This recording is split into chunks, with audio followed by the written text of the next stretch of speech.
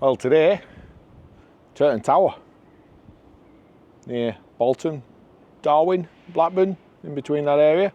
We've also done here, in the midst of winter, this chimney was leaking in really badly down below. So we did price to take it down and rebuild it, but cost budgets wouldn't do it, so we actually repointed it in the middle of winter. And it survived anyway. Got a bit of free lime coming out of it in a couple of places, just on the overhangs there, but that'll weather down. Pretty good to say it was the middle of winter when we did it, but solved the problem. Room's bone dry now. Decorators are coming in for that one. Main job for today, what we come for, is the doors.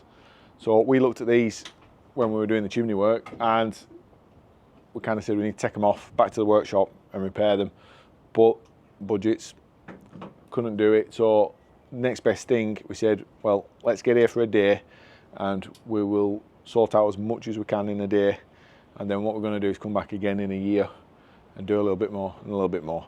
So today is just about getting them working and operating properly. There's drag on the floor, hinges are collapsing, the rusty, they've never been oiled, so let's get to it. Knock us upside down. We've just put some rust remover on this, and all these studs as well. We've wire brushed them all down, put some rust remover on. We haven't done these ones yet, you can see. Still rusty. So yeah, we just wire brushed down. We're going to leave these, we're not painting any of the ironmongery. We're just going to oil it with some turpentine and linseed oil. So it's all going to stay as metal, and then we're going to linseed oil the doors later on. 3 hinges on this door, 2 down there, 1 at the top, and you can see that where this is worn away and it's caused the door to drop. When we try and shut the door, it's binding on the bottom here, and then when it does get shut, what it's doing is it's twisting all the door. So all the top's moving, it's getting jammed on this. These 2 hinges are loose as well. You can see that moving. That one's loose, and also that one. Now we're all right. This top hinge comes all the way through this, and it's got the back of the hinge been clasped over onto that rail. But the lower ones, we don't have that. Hinges here, and there's nothing there. This is a later addition, and then this bottom timber's been spliced, and this sounds a bit hollow to me. So today, I just want to take this off and have a look behind it. We need to stabilise these hinges, because look, they're loose. So we're going to take this off, temporary, try and fix the hinges in place, and then next year, we're going to come up with a plan on how to do this, because we've only got a day here, and if we start pulling all this apart, it's going to take us a lot longer than a day. So we're just going to get a plan of action for next time we come and how we can secure these in. But I've got a feeling this needs to come off at some point. We might do it today if we get down. And then we've got 2 hinges on this side. I don't know if you can see in there, but you can basically fit your finger down between that. Bottom hinge is loose. Again, splice repair there. No hinge showing. And we've got the top hinge there that's coming out. This one's operating a lot better. It does thud when you close it, but it's not binding. Got some big straps coming across the back here. Got the welder. We can't get the door off because when you lift it, these are fouling on the hinges here. And it's the same on the bottom one. So we actually need to take the hinge pins out to get the door out, or to get the door off. So what we're going to do is going to lift this up this much, and we're going to weld on the bottom of that from this position as far as we can in there. We're going to shut the door, and then we're going to weld from the back side. And that'll hopefully lift the door up, stop it fouling on there, on the sill, and then we can get them to meet better as well. So basically that's just today's job. Do as much as we can in the time that we've got today to protect the doors, protect the metalwork, stop them deteriorating any further, get them operating properly so that they're not dragging and they're not causing further damage to themselves. It's easier for the staff to operate the doors because they have weddings in here and it gets super busy and the staff really struggle with these doors. So we want them operating properly as well. And then we can plan our next visit, how we're going to address and put a permanent fix in for the hinge issue that we've got on both sides. So yeah, let's get cracking. Drilling these out now, and I'll show you this one. What I've done is got a 3mm drill bit, drilled a hole in the centre of the nail, and then now I'm just going to run a 8mm drill bit in just to take the head off the nail, so when we pull this out it doesn't crack this piece of wood.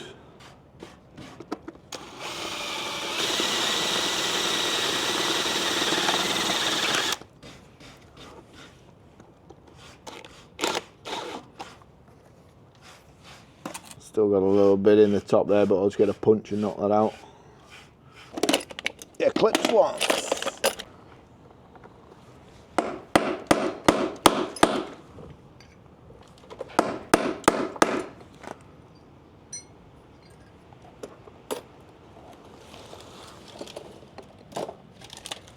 One's out.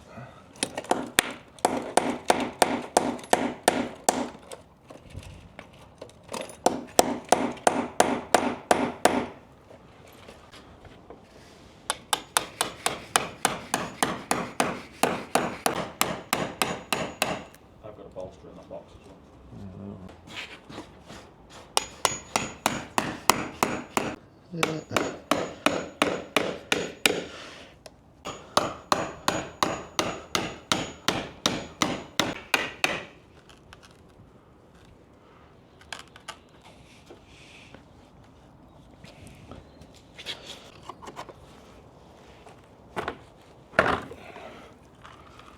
Ta-da!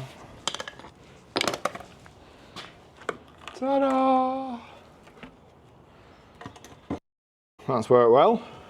You can see the nails we drilled out.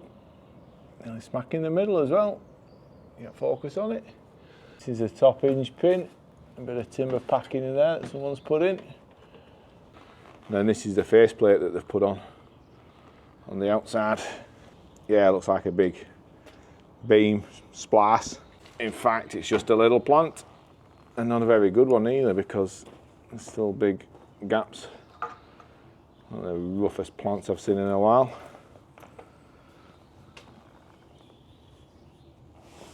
And at the bottom, not sat on a great deal.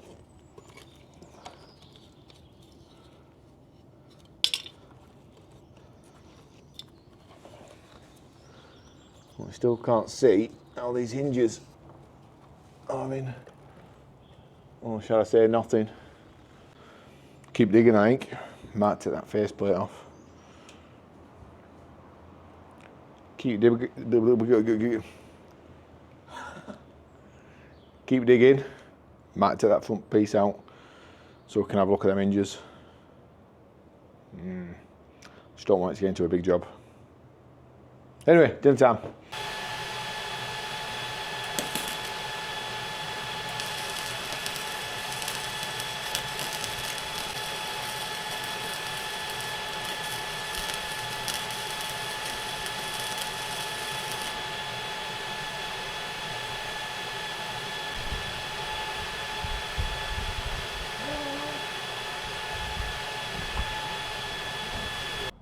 Welded this up, and we've done it a few times, and we've got the door moving nicely, just binding at the bottom, so we thought we'll put another one on it. Did it again, still binding, so we're welding the top hinge, and then we thought we'll put a weld on the pin as well. Did it again, still binding, and we'd lifted it up probably about 5-6 mil, and what we found. So the hinge just kept dropping and dropping and dropping. And basically all this on the underside was all rotten under the hinge, and then it kept resting on the door stile on the bottom. So we're just going to cut this out now and put a indent in here to hold this hinge up, glue it in position, and hopefully that'll stop it, the hinge sagging, and the welds will be alright then. Joys of old buildings, just keep getting better and better. Meant to be a simple job, this.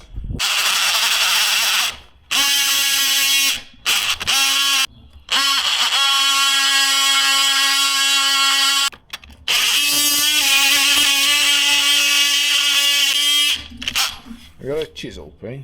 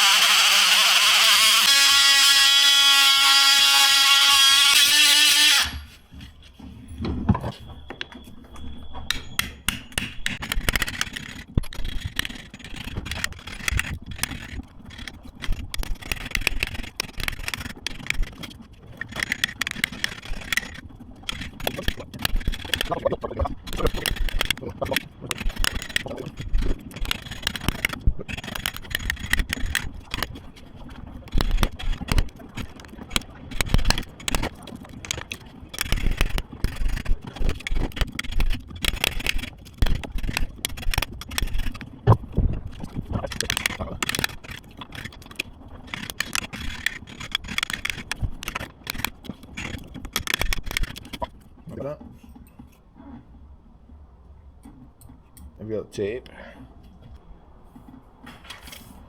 Unit 65 be 105.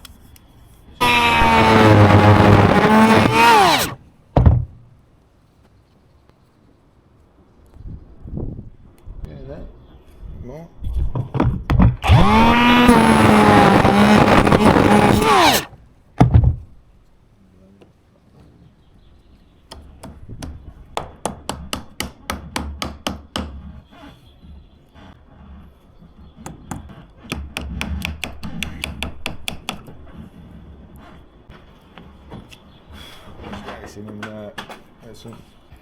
Got the indent cut out, made the block. I'm not bothered that this is super sexy. We've got this board that's going to cover it, and as well we have got more rot in here, so ultimately it needs a bigger indent when this hinge gets redone. We've got this top section that comes down, it's half lapped onto here, so yeah, we need a bigger indent. This is just for a today job. I said we've only got a day here. We've got a wedding on tomorrow, so we're not coming back tomorrow. So as long as it serves its purpose for, you know, opens the door, stops the door getting worse, and then we will be back to repair it properly, take the hinge out, put a big indent in here, rehinge it. Be sweet, but not today.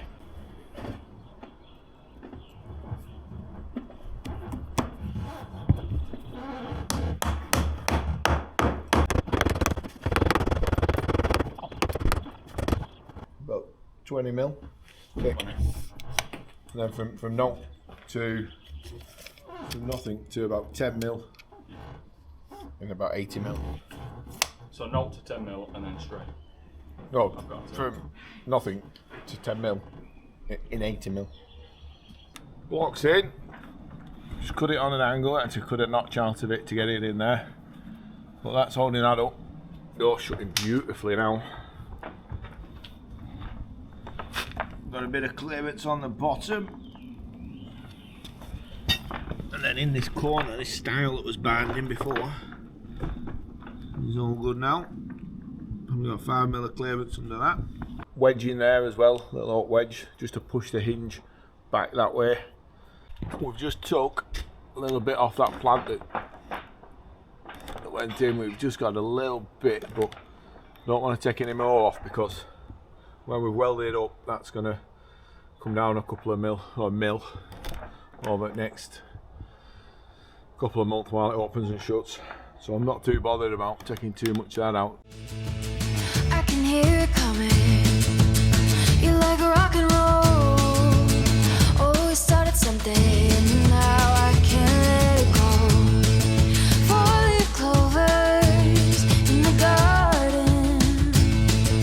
Are you coming over?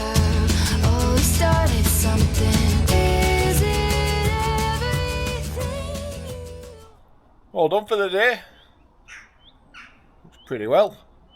Shuts miles better now. Like I said, we've got some work to do on this side with these hinges at some point, and this left hand side is better.